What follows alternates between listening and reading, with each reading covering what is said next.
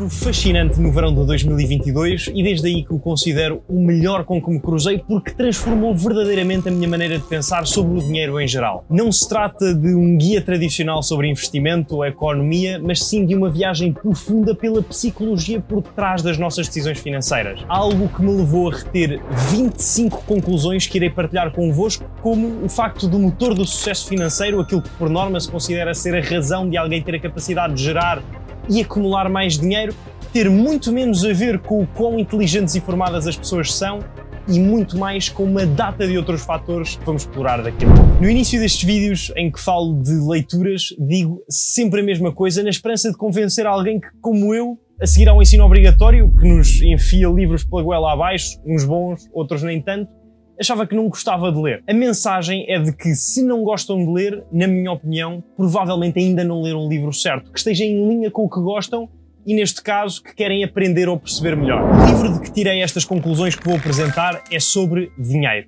Não é técnico, não é sobre investimentos em particular, não é um guia prático para ganhar mais ou ter melhores retornos, mas sim uma exposição de 19 histórias, das quais surge uma lição principal em cada momento, e depois, mediante a perspectiva de quem lê, há de ser conferida maior ou menor relevância a determinadas sublições, chamemos-lhe assim. Tem o nome de The Psychology of Money, ou a Psicologia do Dinheiro em português, para o qual vou deixar um link na descrição se quiserem comprar, escrito por Morgan Housel, e foi para mim extraordinário por razões que vão muito para além até da própria ideia que transmite. Sinto que foi facílimo de ler por três principais motivos. Está dividido em pequenos capítulos com ideias-chave bastante claras. Poucos deles têm palha, o que da minha experiência não é nada comum, e há um esforço muito significativo por parte de quem escreveu que se nota e faz mesmo a diferença, que é a tradução de conceitos complexos para linguagem corrente. Parece que estamos numa conversa informal com alguém que percebe, que refletiu sobre conceitos fundamentais de interação entre a componente psicológica do ser humano e o dinheiro, e simplesmente os desconstrói sem qualquer complexidade. Conceitos que o autor decidiu agrupar em 20 títulos, 14 dos quais têm títulos e subtítulos que são por si só aprendizagens a reter. Claro que muitas se tratam de opiniões suas, pessoais, de modo que não devem interpretar nada do que é dito como uma recomendação financeira. Ninguém é maluco. A nossa experiência pessoal com dinheiro reflete talvez 0.0000001% daquilo que se passa no mundo, mas talvez 80% de como achamos que o mundo funciona. Sorte e risco. Nada é tão bom nem tão mau quanto parece. O efeito do juro composto é confuso. 81,5 mil milhões da riqueza de 84,5 mil milhões de Warren Buffett vieram depois do seu 65º aniversário. As nossas mentes não estão feitas para lidar com tais absurdidades. Ganhar riqueza versus manter riqueza. Investir bem não tem necessariamente a ver com boas decisões. Tem a ver com consistentemente não fazer asneiras. Croa, tu ganhas. Podemos errar metade do tempo e ainda fazer uma fortuna. Liberdade. O controle do tempo é o maior dividendo que o dinheiro paga. O paradoxo do homem no carro. Ninguém tem tanto deslumbre pelos nossos bens materiais como nós próprios. A riqueza é aquilo que não se vê. Gastar dinheiro para se mostrar quanto dinheiro se tem é a forma mais rápida de o perder. Razoabilidade vence a racionalidade. Tentar ser razoável é melhor do que tentar ser friamente racional. Margem de erro. A parte mais importante de qualquer plano é planear o que acontece quando o plano não corre como esperado. Vais mudar? O planeamento de longo prazo é mais difícil do que parece porque os objetivos e as vontades das pessoas mudam com o tempo. Nada é de graça, tudo tem um preço, mas nem todos os preços aparecem na etiqueta. Tu e eu, cuidado com as sugestões financeiras de quem está a jogar um jogo diferente do teu. A sedução do pessimismo. O otimismo parece um pitch de venda, o pessimismo soa a alguém que está a tentar ajudar. Destas 14 histórias, somadas das outras 5 e um último capítulo em que o autor nos fala da sua opinião pessoal, retive mais 10 passagens que sinto que me acrescentaram e pode ser que sejam uma mais-valia para vocês também. 1. Ter sucesso com o dinheiro tem pouco a ver com a inteligência e muito a ver com o comportamento. E o comportamento é difícil de ensinar mesmo a pessoas muito inteligentes. O que significa que um punhado de competências comportamentais que nada têm a ver com medidas formais de inteligência podem ser responsáveis por muito mais do que se imagina. 2. Bill Gates uma vez disse que o sucesso é um péssimo professor. Seduz as pessoas inteligentes a pensar que não podem perder. Quando as coisas estiverem a correr extremamente bem, é importante perceber que provavelmente não é por sermos tão incríveis como pensamos. Não somos invencíveis e, tanto como se deve reconhecer que a sorte é uma componente crucial de sucesso, tem de se acreditar no primo da sorte, o risco que pode mudar o rumo da história com a mesma rapidez. Mas o mesmo se passa no sentido inverso. O fracasso pode ser um péssimo professor porque seduz as pessoas inteligentes a pensar que as suas decisões foram terríveis, quando por vezes apenas refletem as realidades implacáveis do tal risco. 3. O teto da comparação social é tão alto que praticamente ninguém o atinge, o que significa que é uma batalha que nunca pode ser vencida ou que a única forma de a vencer é nem sequer entrar nela. 4. Tudo o que é enorme, lucrativo, famoso ou influente é o resultado de um acontecimento isolado, algo único em milhares ou milhões de ocorrências. E a maior parte da nossa atenção vai para as coisas que são enormes, lucrativas, famosas ou influentes. No entanto, quando a maior parte daquilo a que prestamos atenção é o resultado de eventos isolados, é fácil subestimar o quão raros e impactantes eles são. 5. Angus Campbell, um famoso psicólogo norte-americano do século passado, disse o seguinte: ter um forte sentido de controle da própria vida é um indicador mais fiável de sentimentos positivos de bem-estar do que qualquer outra métrica. 6. É mais fácil criar uma narrativa em torno do pessimismo porque as peças da história tendem a ser mais frescas e mais recentes. As narrativas otimistas requerem a análise de um longo período de desenvolvimento que as pessoas tendem a esquecer e que requerem mais esforço para serem reunidas. 7. Para Morgan Housel, cada pessoa que investe deve escolher uma estratégia que tenha as maiores probabilidades de atingir com êxito os seus objetivos. E acredita que para a maioria das pessoas, fazer dollar cost averaging num ETF que replique a constituição de um índice de mercado de base alargada poderá proporcionar as maiores probabilidades de sucesso a longo prazo. Isto, para alguém que vá acompanhando o conteúdo aqui pelo canal, não são termos desconhecidos, mas pode ser chinês para quem este seja o primeiro vídeo que está a ver sobre o tema, e mesmo para o primeiro grupo é sempre bom relembrar em que consistem. Antes disso, reforço que não devem interpretar esta informação como uma recomendação de investimento. Não sou consultor financeiro e que, ao investir, o capital está em risco na medida em que o valor dos nossos investimentos pode subir ou descer. Não se esqueçam de fazer uma pesquisa própria e tenham em mente que o desempenho passado dos ativos não garante os seus resultados futuros. A estratégia de dollar cost averaging, ou do custo médio em dólar se traduzir à letra, consiste na aplicação sistemática de quantias fixas em determinados instrumentos financeiros, independentemente do seu desempenho,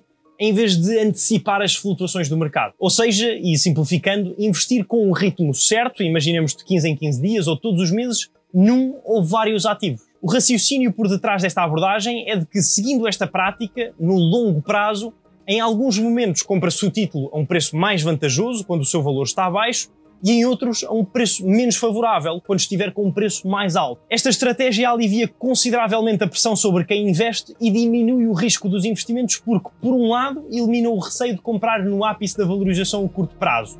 Do outro, a vontade pouco concretizável de consistentemente prever com precisão as oscilações do mercado. Este dollar cost averaging pressupõe, como acabei de referir, a aquisição de pelo menos um ativo. O que o autor mencionou foi um ETF que replica a constituição de um índice de mercado de base alargada. Vamos ver o que é que isto significa por partes. Um ETF é um Exchange Traded Fund, ou em português, fundo cotado em bolsa, e é um fundo de investimento cujas participações podem ser adquiridas em bolsa. Só isto. Alguns ETFs podem replicar a constituição de um índice de mercado, que podemos pensar de forma muito simplificada como sendo uma lista de vários instrumentos financeiros, nomeadamente ações de empresas, de um certo setor, geografia ou com o mesmo grupo de características. No fundo, servem para ajudar a medir o desempenho desse conjunto de títulos, ou neste caso corporações. Em Portugal, por exemplo, temos o PSI, composto por 16 empresas que são consideradas representativas do mercado português. Então, se estas 16 ações estiverem com um bom desempenho, diz-se que o mercado português está com um bom desempenho. No final do dia, é para isto que serve um índice. Mas não se pode investir diretamente num índice e é aqui que entram os tais ETFs que podem ser constituídos pelas mesmas ações que estão presentes nos índices. A única coisa que falta é explicar o que é que quer dizer serem ou não de base alargada, que acaba por ser evidente. A base alargada vem do facto de alguns índices de mercado refletirem o desempenho de uma ampla variedade de ações, dando uma visão geral mais completa sobre a saúde do mercado financeiro em vez de se focar apenas num setor muito específico ou num tipo de empresa em concreto. A razão para se dar ênfase a isto é a importância da diversificação como mais uma estratégia para mitigar o risco. Havendo uma base alargada de ações num portfólio, mesmo que uma ou várias desvalorizem, outras podem compensar e vice-versa. Esta é a teoria. Para colocar isto em prática, o primeiro passo é a abertura de conta numa plataforma de investimento como a da Trading 212, o patrocinador deste vídeo. Devem naturalmente fazer uma pesquisa própria antes de aplicar capital num qualquer ativo ou utilizar um serviço para esse efeito. Se tiverem interesse em fazê-lo, nomeadamente pela simplicidade da navegação pela plataforma, como vou mostrar já de seguida, podem clicar no primeiro link da descrição que, para além de vos levar diretamente ao website, dá direito também à fração de uma ação com valor até 100 € de forma totalmente gratuita para começarem um passo à frente. Devem ter em consideração que se aplicam os termos e comissões disponíveis no website da Trading 212. No seguimento da conta aprovada, é necessário efetuar um depósito de uma quantia que nos seja confortável, assegurando assim a disponibilidade financeira para a aquisição dos ativos desejados. Optando pela transferência bancária que se faz ao clicar na bola laranja no canto superior esquerdo, depositar fundos, transferência bancária, evitam-se quaisquer taxas de depósito e dentro de um prazo de 2 a 3 dias úteis o montante estará disponível na conta. É novamente importante ter em mente que se aplicam os termos e comissões disponíveis no website da Trading 212. O terceiro passo é a criação de uma PAI ou TART que permite a construção de um portfólio personalizado e facilita imenso este processo de dollar cost averaging através da automatização que já vamos ver em conjunto. Para isso, um clique no gráfico circular cá em baixo, PAIs, criar PAI, crie uma torta personalizada e adicionar instrumentos. Dois dos ETFs mais populares que correspondem com a descrição do autor são o SXR8, que reflete a economia norte-americana, e o IWDA, que espelha o mercado mundial. Falei sobre ambos em detalhe e comparei-os a fundo num vídeo que vou deixar aqui a aparecer no ecrã se tiverem interesse. A título ilustrativo, vamos considerar a inclusão de um único elemento, o IWDA, que abrange ações de mais de 1500 empresas distribuídas por 23 países. Ao pesquisar IWDA na barra de pesquisa, clicar no mais, na seta e seguinte. Aqui sim, definimos a frequência dos aportes adicionais à PAI, que podem ser ocasionais, feitos manualmente quando nos apetecer, ou regulares e consistentes, optando por Auto-Invest e seguinte. Surge esta projeção do valor que tem por base o desempenho passado do ativo, ainda que não seja de maneira alguma uma garantia do seu resultado futuro, e podemos configurar as definições de acordo com a nossa vontade. Por exemplo, quero fazer reforços mensais de 200 € ao longo de 35 anos. Seguinte, dá-se um nome à TART, chamemos-lhe consistência. Seguinte, confirmar e está feito. É muito mais simples do que parece e se quiserem experimentar, recordo que podem criar conta na Trading 212 através do primeiro link na descrição. 8. Outra das convicções pessoais do autor em matéria de investimento é que existe pouca correlação entre o esforço aplicado a um investimento e os seus resultados. Por mais esforço que alguém dedique a investir, não se vai sair bem se falhar em 2 ou 3 coisas que movem com maior relevância a agulha da sua estratégia. O inverso também é verdadeiro. As estratégias de investimento simples podem funcionar muito bem desde que captem as poucas coisas que são importantes para o seu sucesso. A estratégia do autor não se baseia em escolher o setor certo ou em prever a próxima recessão, mas sim numa elevada taxa de poupança, na paciência e no otimismo de que a economia global criará valor durante as próximas décadas. 9. As folhas de Excel são ótimas a dizer quando os números batem certo ou errado.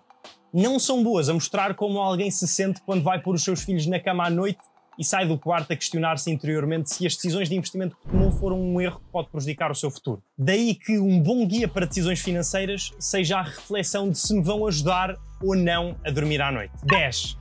Pessoas inteligentes, informadas e razoáveis podem discordar em matéria de finanças porque as pessoas têm objetivos e desejos muito diferentes. Não existe uma única resposta correta, apenas aquela que funciona para nós próprios. Já fiz um vídeo sobre os vários tipos de investidor que pode ajudar a perceber melhor onde é que cada pessoa se insere no espectro e que tipo de instrumentos financeiros podem ser mais ou menos indicados de acordo com cada perfil, que vou deixar aqui no ecrã e sugiro que vejam de seguida. Um clique no gosto é extremamente apreciado no caso de vos ter sido útil. Desejo-vos tudo bom, um abraço e até à próxima semana.